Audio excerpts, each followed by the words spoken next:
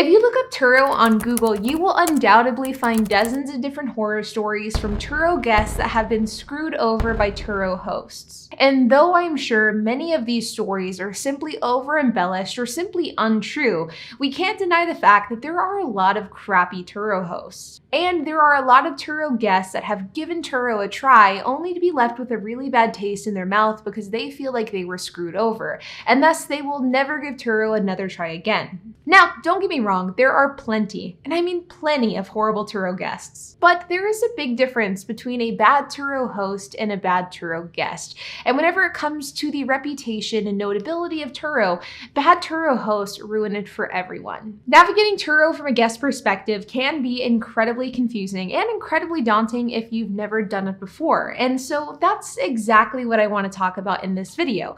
I've been a Turo host for 5 years. I've been making Turo related content here on YouTube for over 2, and out of hundreds of videos, I have never once talked about my tips and tricks for Turo guests who want to rent out on the Turo platform. So that's exactly what I'm going to be covering today. We're going to be going over some of the things to keep in mind, but more importantly, how to ensure that you are never ever screwed by one of these bad Turo hosts. So let's get started. Now, I've hosted thousands of trips over the years. I think as of right now, my Turo profile is sitting at about 2,600 trips. But not only have I hosted a ton of trips on Turo, I've also spoken to a lot of hosts and a lot of guests, and I've done my fair share of skimming through Facebook pages and Reddit pages to see what people are saying about Turo if they are renting from a Turo host. And unfortunately, the reviews are quite a bit mixed. You, of course, have Turo guests that have great Turo hosts, and as a result, their experience is extremely positive and they have glowing reviews to say about the platform. But like I mentioned a few moments ago, if you do a quick Google search on Turo, it will be a matter of just a few minutes, if not a few seconds, before you find some scathing reviews on Turo and dozens of different stories of people who were screwed over by bad hosts. And though I'm sure the validity behind some of these claims are questionable at best, I do acknowledge the fact that there are a lot of Turo hosts out there that should never be Turo hosts to begin with. Hosts that simply take advantage of guests and try to squeeze out as many dollars and pennies as they possibly can. So if you're a Turo guest that has either been screwed over by a host before, or you're somebody who's wanting to rent on Turo and you simply want to protect yourself, here's how you can go about doing it. Number 1 is to please take photos of the car before you take it off on your rental. This is something that I talk about all the time from the context of a host. For every single one of my cars and every single one of my rentals, I take about 100 photos, and you should be doing the exact same thing if you are a guest. I am always surprised at how many Turo guests don't take photos of the car before or after they pick up the car for their trip. In my opinion, taking photos is the most important thing that you should do if you are a Turo host or a Turo guest, because that is your insurance and that is your proof that you are doing what you should be doing as a guest. If there is a smoking claim, an accident, an overage dispute, a mileage dispute, any issue at all during your trip, your only recourse, your only proof that you have at your disposal are these photos. And if you don't take them and submit them, then you're at the mercy of the Turo host.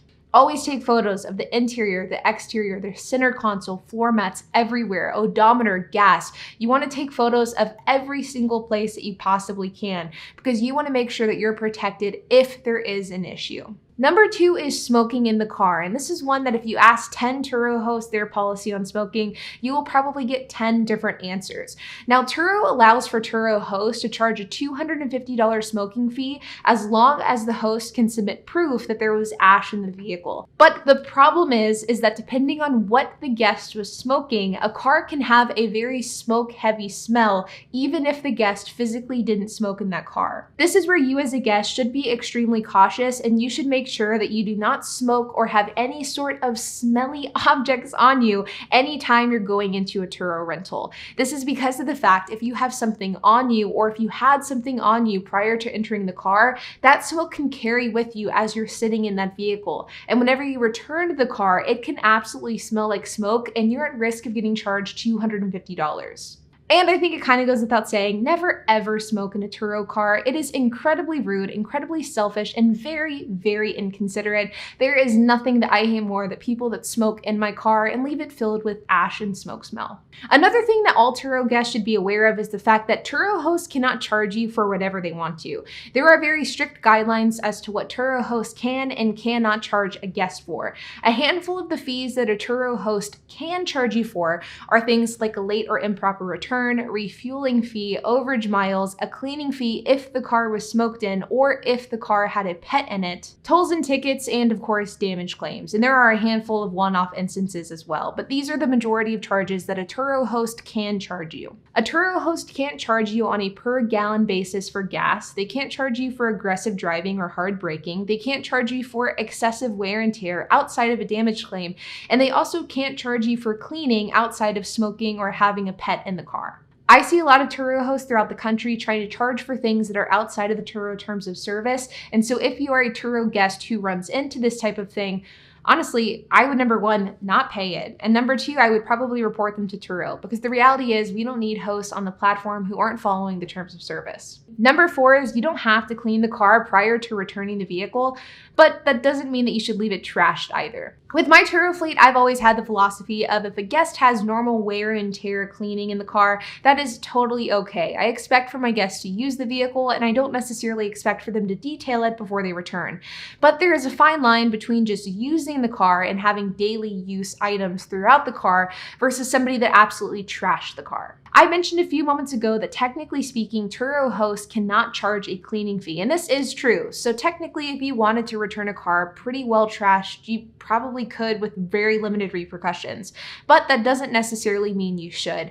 You should be respectful as a Turo guest, but at the same time, don't let a Turo host bully you into spending 10, 20, 30 bucks in cleaning their vehicle. At the end of the day, cleaning the car is the responsibility of the host, and it shouldn't be put on you as the guest. And my final tip for you is if you go over in mileage. Now, Turo has a per mileage overage fee, and how this works is that if you go over the allotted miles that a Turo host has given you, you have to pay a fee on a per mile basis based off of what car you rented and how far you drove.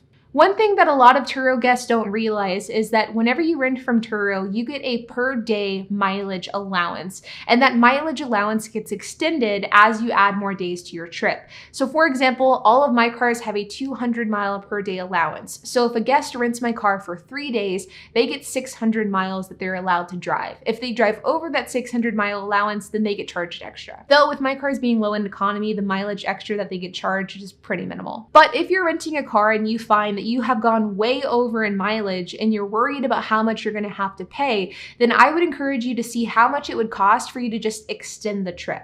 In some cases, extending the trip is actually more affordable than paying the overage mileage fee. So to the same example with my car is that if a guest rented for 3 days, they were given 600 miles, but if they found out that they drove 600 miles extra and they didn't want to pay that overage mile fee, they could instead just extend the trip for 3 more days. Whether or not this makes financial sense and whether or not it would be more affordable than just paying the mileage fee will depend on what type of car you're renting, what price point you're renting it at, as well as the fee that you have to pay for overage miles. So you'll definitely want to run the numbers and see, but in some cases, extending the trip rather than paying the overage fee is a more affordable option. With all of that being said, I talk a lot on this channel about how to be successful in Turo, but one consistent theme on this channel, as well as in my course, has been to read the Turo terms of service. Reading the Turo terms of service is incredibly important, and I think that this goes for not only hosts, but also guests. If you are somebody who's wanting to use Turo consistently as a guest, I encourage you to read the Turo terms of service, or at least read the parts that are applicable to you. Become knowledgeable on what you can and cannot do. That way you can protect yourself in the case of a rogue host. Like I mentioned throughout this video, there are a lot of really good hosts on Turo that have the best interest of the platform and the guests at heart. But there are also some really bad ones as well. And unfortunately, the bad ones can be really bad. And it's up to you to protect yourself because you don't know what you don't know. And if a host is trying to scam you, you won't know that until you read the terms of service or until you watch videos like this one. But like always, you guys, I hope that you enjoyed this video. If you have any questions, comments, if you have anything to add, I would love to hear it. So make sure to leave a comment down below. And while you guys are at it, make sure to hit the like button, hit that subscribe button, and hit the notification bell. And I'll see you guys in the next video.